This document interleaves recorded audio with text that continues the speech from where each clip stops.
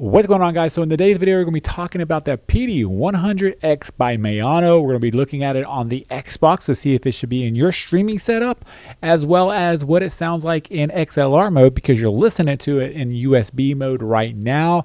And we'll check out some of the other features on it. Let's hop into the video right now. Future self here just totally forgot to mention in the video that this mic was sent out to me.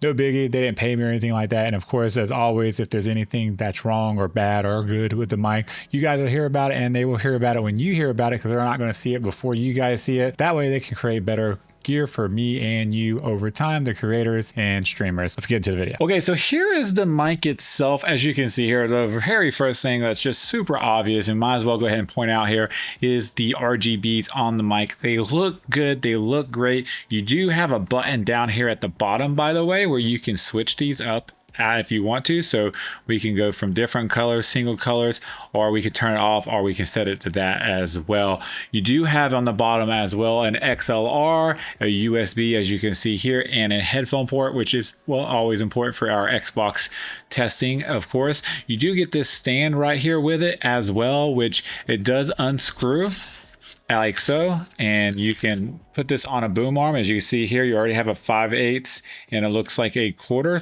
thread or a 3/8. Now it looks like a 5/8 to a 3/8, so you should be good to go there. And if you want to put this on a boom arm, which I always highly recommend, for especially for condenser mics and even dynamic mics, so pretty much both mics. You could see my camera a minute ago. We're going to leave that in there.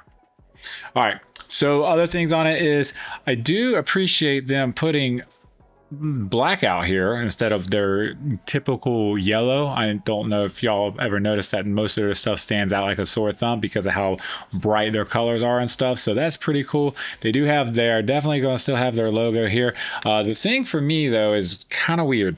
It's upside down. I'm still trying to figure out, well, I don't know if it's because it's supposed to like you know what I mean, like why is it upside down? I do not understand this at all. Like, Am I going crazy here?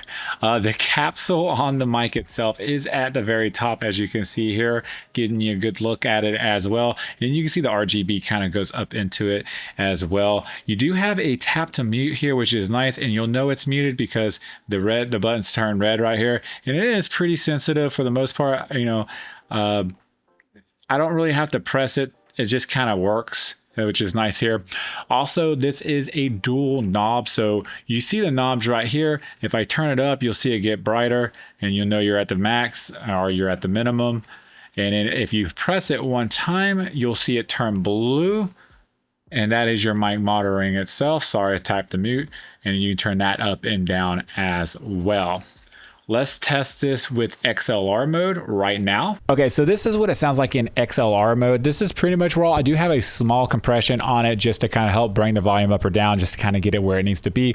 But other than that, I didn't put no EQ in or anything else on it like that, so you kind of get an idea. Same thing for the USB mode when I tested it earlier. If you do notice, there's no RGB lights on here right now, because you do have to have RGB lights through the USB to be able to use it, which I kind of wish there was a way to be able to turn on RGB lights, like if they would have made this mic phantom power, because it is not phantom power. Test it real quick with the USB hooked up with the XLR and see if we still get volume. All right, so you see here, I do have it hooked up through XLR. We're still running through XLR, and I went ahead and hooked the USB cable up just because, you know, if you're using this mic, you're probably wanting to use it for the RGBs. I mean, it looks really, really pretty and stuff. So just keep that in mind. You can run an XLR in USB. I would assume, I'm not listening to it right now, so if it sounds really bad, there's really bad static or something, then you know you can't use it. But I'm assuming you should be fine since it is hooking up and being able to be used. You do have software with this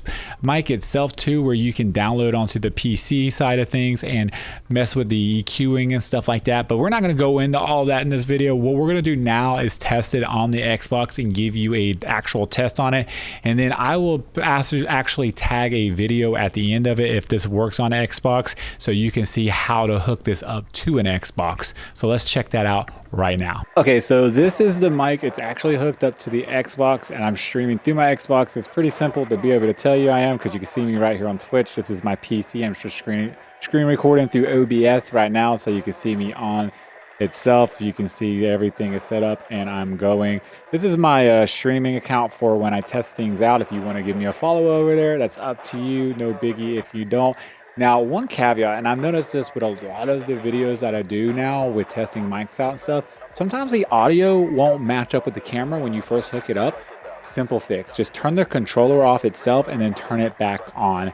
Now, if you want to learn how to hook this up to the Xbox and have it to work, what I'm going to do is recommend you check out the video over here, and I'll see you guys in the next video. Peace and well, love.